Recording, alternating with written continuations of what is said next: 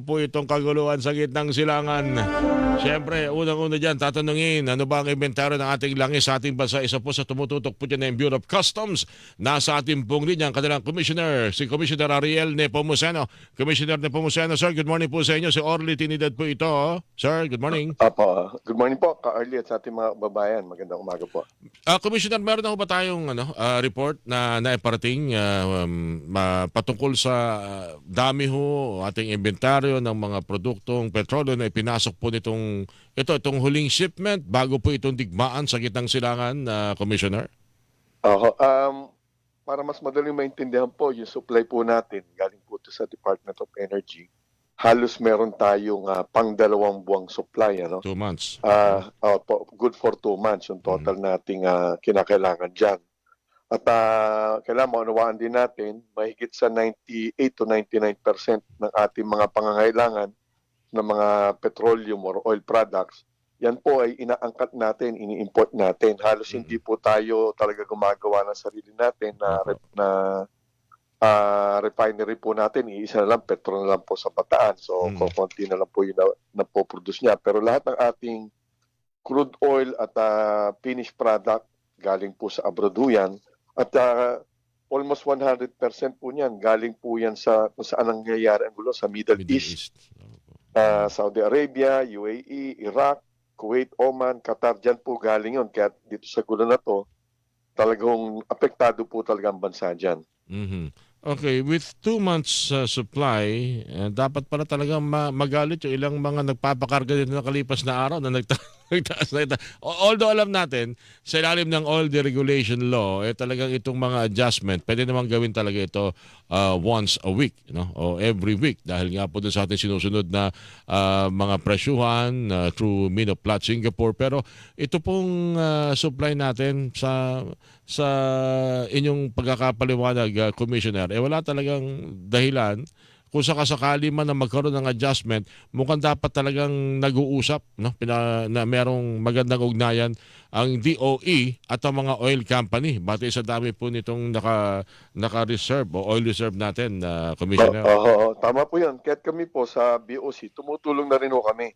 May kakayanan naman po kaming bisitahin yung ating mga warehouses po o yung depot na tinatawag ng mga oil companies upang mabigyan po namin ng kaalaman din po ang mga taga-Department of Energy. Magsasama-sama po kami upang hindi po magkaroon ng artificial shortage na tinatawag. Dahil kung 2 buwan pa naman po yung ating supply, hindi malayo-layo pa po yan. No? Kaya lang, hindi natin alam gaano katagal po yung gulo dyan sa Middle East. Kaya nagpapanik po siguro ating mga ilang kababayan.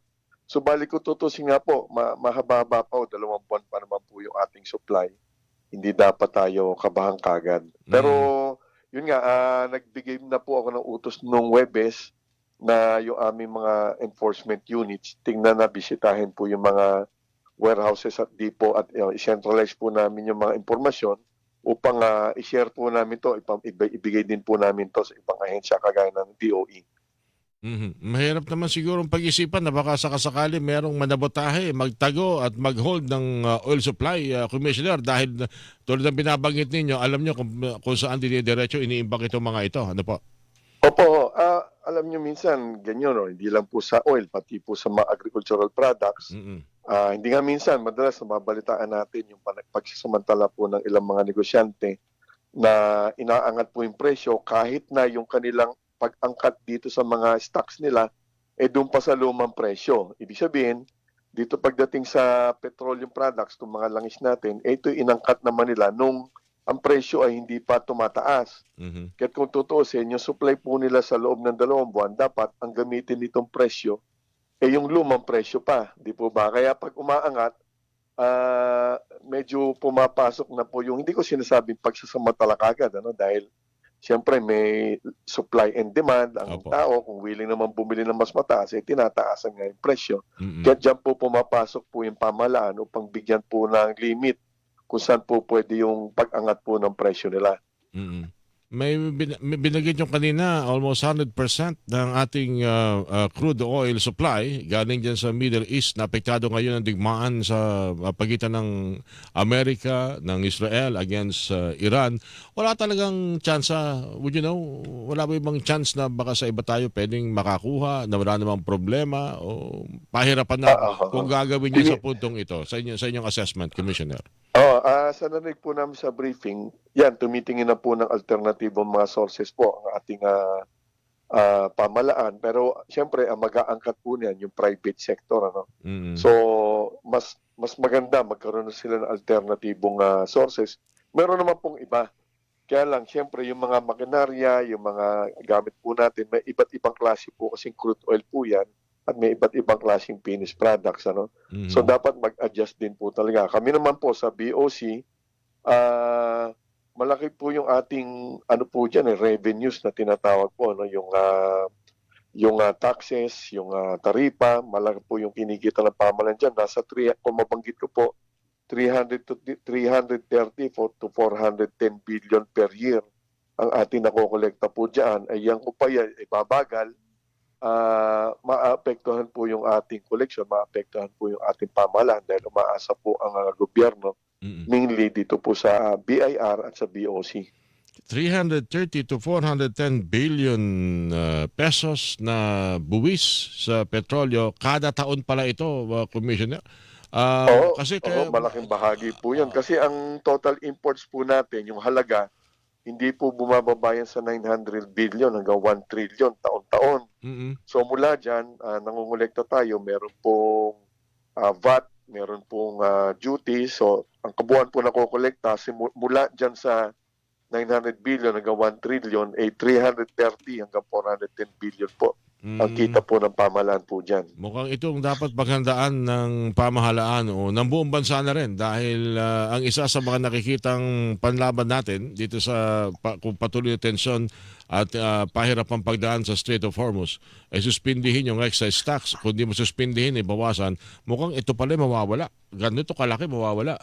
Dapat natin paghandaan pala ito, Commissioner. Kami naman po susunod lang po sa mas higit na nakakaalam po dito, no? Ang Malacanang po at ang DOE, doon po sa mismong excise tax, ang nakukuha po nating excise tax nasa 200 naman po yan hanggang 230 billion. Ulit, 330 to 410 billion kasing kabuuan, kasama na yung VAT tsaka duties. Lahat na po yun.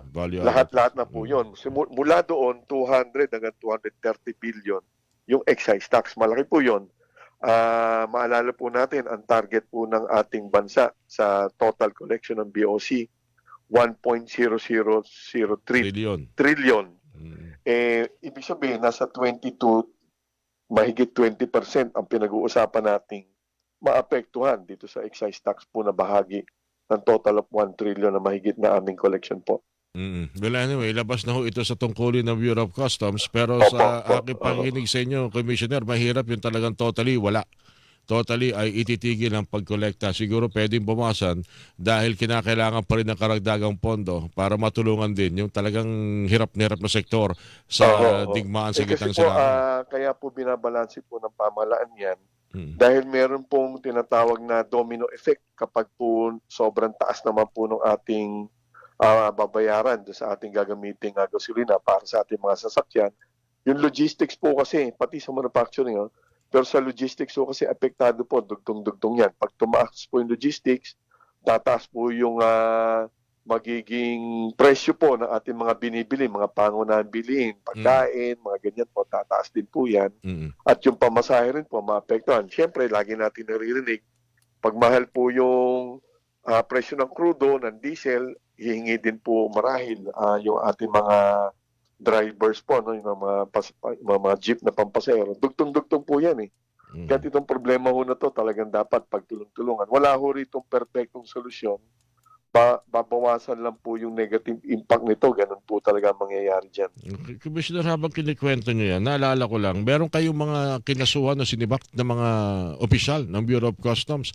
Meron ba ditong involved sa oil smuggling? Kasi parang binabanggit yan pa rin ang may mga ilulusot pa rin. meron pa rin nakakaiwas sa pagbabayad ng excise tax na involved sa oil importation, Commissioner. Karamihan po na involved sa agricultural smuggling. Agri Dahil lang, po, wala sa oil. agri po yun. Mm. Sa oil, hindi po gaano yan na ano. Pero titignan din po natin yan.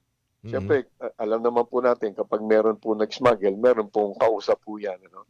Pero yung mga sinuspindi po natin, yung binigyan po natin ng pagkakataon magpaliwanag at yung mga nakasuhan na po, karamihan po doon nasa agricultural smuggling po at nag-file na nga po tayo, ginamit na po natin yung Anti-Agricultural Economic Sabotage Act na napakahigpit. Mabangis po na batas yan dahil walang bail yan. Kaya dapat mag-ingat na po talaga yung mga nag-i-interest pa mag-smuggle dahil po pag ginamit po yung batas na yan, wala pong bail yan. Ibig sabihin, kulong sila habang nagkakaroon po ng trial. For the record lang, ilan itong kinasuhan ninyo na mga opisyal ng na opisyal o empleyado ng customs na involved sa agricultural smuggling? Nitong recently, total po na 28 po yan. No? Wow. Pero ang mga kaso po na ipinail na po namin na ongoing po, nasa 130 plus cases na po yan. Kaya hindi po totoo na wala po tayong kinakasuhan. 130 plus cases na po yan. Meron na po tayong mga nakuwang conviction sa korte. May mga ongoing. Of course, may mga nadidismiss din dahil labanan po ito ng mga abogado. Pero marami na rin po at meron tayong specific data po dyan. Anong pinakamataas na posisyon na dito sa mga 28 kinasuhan? Ano po yun? Merong deputy collectors, meron pong examiners, appraisers. So, mabigat po yan yung haharapin po nila na yan. At meron pang mga darating, may mga susunod pa? Opo. Sana wala na kung talagang magiging mabait na po lahat. Subalit, parang yung pagdadasal natin. hindi natatakot sa kaso eh. Totoo Pero po yun. hindi rin naman po kami titigil sa pagsasampa ng kaso. Well, at least wala na ngayong janitor lang naka-sports car na nakikita tayo dyan. Mahigpit po tayo ngayon. Kaya nga kung nakikinig po, yung masama ang intensyon na mag-smuggle pa rin. Siguro habang akong commissioner, medyo pahinga-pahinga po muna sila dahil talagang mahigpit po tayo at nagkakaso tayo talaga. Okay. Last question na lang kasi binigit niyo yung smuggling. Itong mga nakikita ko, kasi chinek ko yung mga report about Bureau of Customs, hoping na meron akong makuha information. May mga nakuha naman ako regarding dito sa oil inventory. Sa mga report na nakita ko, parang namamayagpag yata yung operation bukod sa illegal drugs, yung illegal cigarette. Ang taas naman ito, antitikas naman itong mga involved sa illegal cigarette smuggling, Commissioner. Meron bang mga susunod tayong operation dito at matuntun? Lalo na rin binabanggit ng mga politiko na involved sa illegal cigarette o itong illegal sigarilyong dito pa mismo ginagawa sa ating bansa, Commissioner. Salamat po sa tanong nyo. Kasi for the last few weeks, meron pong ilang namumuna o pinupuna po ang BOC na baka hindi po namin nagagawa yung trabaho po namin pagdating dito sa illegal cigarettes. So, ganito po, hindi lang po sigarilyo yung hinuhuli natin, pero dito po sa sigarilyo, naka 317 na po kami. Mahigit 300 operations po rito, na nagdulot na po ng mahigit po sa almost 2 billion na po yung halaga po ng mga nahuli po namin dyan. Ngayon, tatlong paraan po kasi kung nagkakaroon ng illegal na sigarilyo po. Unang-una, yung mga pumapasok sa international ports. Ibig sabihin, pumapasok po doon sa Bureau of Customs areas. Diyan po, napakaigpit natin. Ang dami natin nahuli. Kaya pumapasok na po sila sa pangalawang paraan. Yung pong ipinapasok nila, hindi sa mga international ports. Pinapasok nila doon sa mga pampang na walang mga customs doon. Subalit sa tulong po ng Philippine Navy at ang police, ng PNP, kasama ng Coast Guard, nakakahuli na rin po tayo dyan, sunod-sunod. Kaya mapapansin natin na may nag-smuggle pero hindi na pumapasok sa international ports. Yun po yung pangalawa. Pangatlo, sa pagtutulungan naman din po ng PNP, mapapansin po nyo, kami dalawa ni Secretary John Vic Rimulya po, madalas po, yung mga naglo-local manufacturing na po dahil sa igpin nga po natin ngayon sa pagpumapasok from abroad, nagmamanufacture na po sila, gumagawa na po sila, pero illegal. Local manufacturing. Kaya kaliwat kanan po yung tinatamaan po natin na nagsimula sila nitong production nila January, nahuli na natin kaagad. at bilyon-bilyon po, pati mga makina po nila, napaghuli na po natin yan. Mhm. Last week lang po, 5 operations po yun. Sa loob nga ng isang araw, 3 yung aming nahuli. Diyan sa Mindanao area, marami po. At sa Central Luzon, meron pa rin po kami nahuli. Sunod-sunod pa po ito hanggat di po sila tumitigil.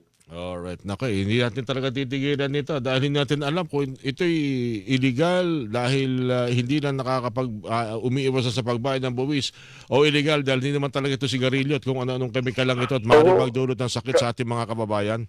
Bukod po sa delikado po ito sa kalusugan, ang estimate pong nawawala sa bansa dito, hindi po ako commissioner noon, ano? Ngayon po tayo naghihigpit nung ako'y naging commissioner po, no? Ang estimate po na nawawala sa bansa, mahigit 30 billion pesos. Malaki lang. Yung 30 billion na yun, kung galing po sa tobacco po o sigarilyo po kayo mga taxes kasi, yan yung pong ginagamit para sa Department of Health eh.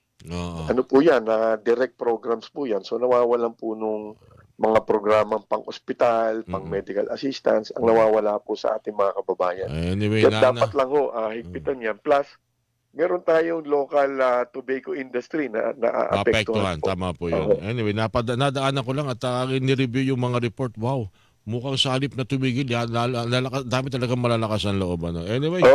Maigpit po kasi tayo sa mga pantalan eh. Kaya naglo-local manufacturing na po sila. Commissioner, maraming salamat sa mga impormasyon na ito at patuloy tayo mag-ugnayan at masuri natin, mawari natin kung ano talagang totoong sitwasyon. Kailangan kasi natin itong inventaryo po ng langis sa ating bansa sa mga panahon pong ito. Commissioner, thank you at baboy po kayo sa ulitin po, sir. Thank you po. Salamat din po sa pagkakataon. Thank you po. Mga kapuso, ang Commissioner ng Bureau of Customs, Commissioner Ariel Nepomuceno, ang inyo po napakinggan, 636 Note.